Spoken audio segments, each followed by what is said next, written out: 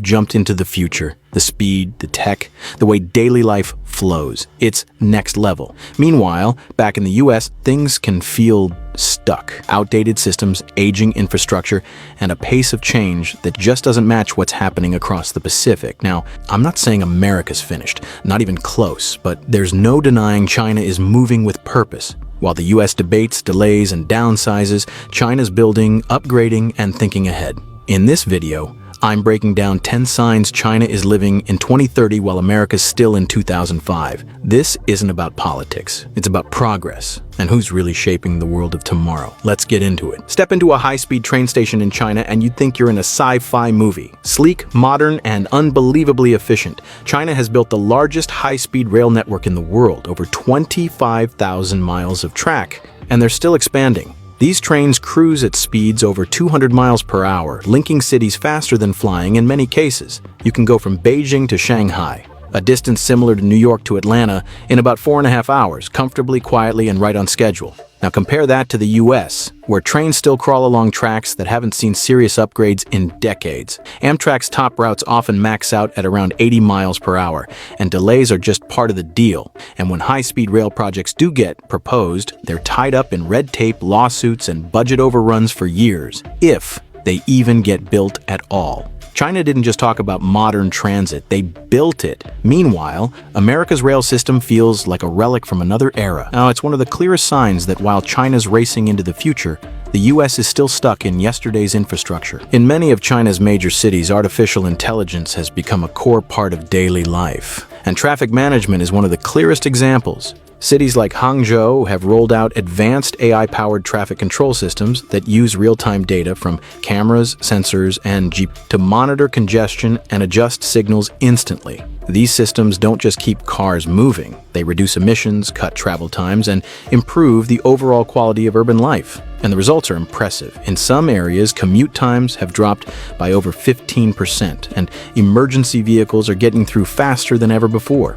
Now look at the US, where traffic still runs on outdated systems that barely respond to current conditions. Gridlock is a regular part of life in cities like Los Angeles, New York, and Chicago. Stoplights often follow rigid patterns with no connection to actual traffic flow. Modernizing these systems is possible, but progress has been slow and inconsistent. Pilot programs exist, but very few cities have implemented large-scale smart traffic systems. The contrast speaks volumes. In China, smart cities are already here. In the US, the idea still feels like a future concept. It's another sign of how far the two countries have diverged in urban innovation. Walk into any store, food stall, or even a street vendor in China, and chances are no one's taking cash. It's all done through QR codes, facial recognition, or mobile apps like WeChat Pay and Alipay. You don't even need a wallet, just your phone. I've seen grandmas in rural towns pay for veggies with a quick scan. It's fast, secure, and fully integrated into daily life. Now compare that to the US, where people are still pulling out wrinkled dollar bills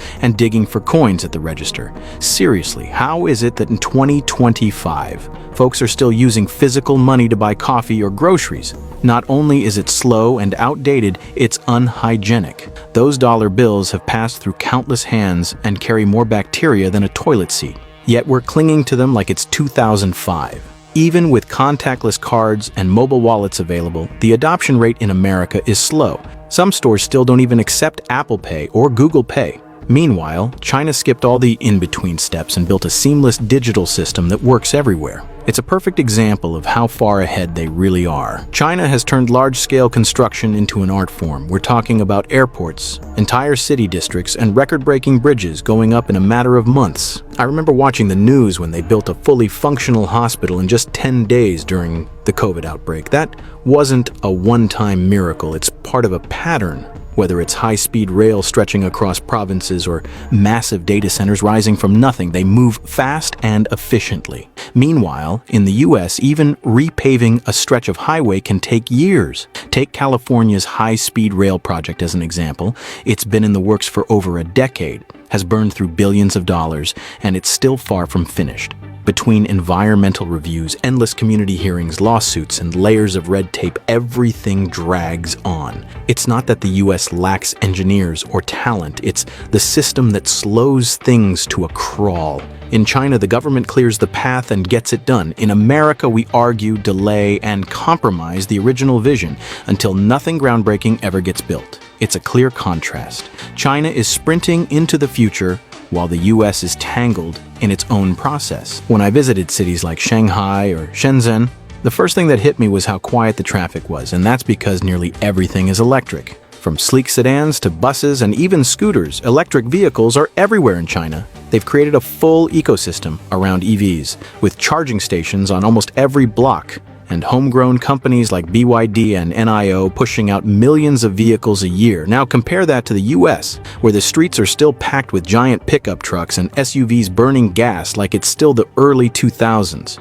Don't get me wrong, brands like Tesla have done a lot to move things forward, but outside of major cities, EVs still feel like a novelty. Charging infrastructure is spotty, range anxiety is real, and a lot of people just aren't ready to give up their gas-powered rides. In China, EV adoption isn't just encouraged, it's expected.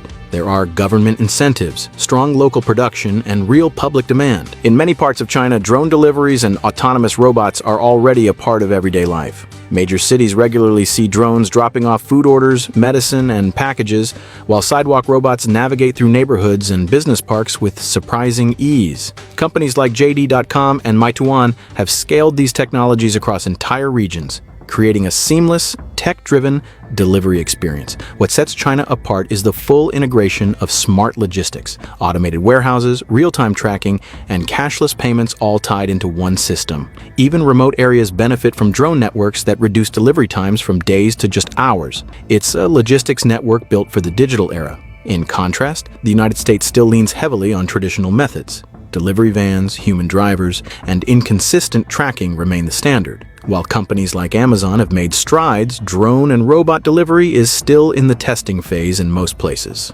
Regulatory hurdles, outdated infrastructure, and slower innovation cycles keep the US from catching up. China has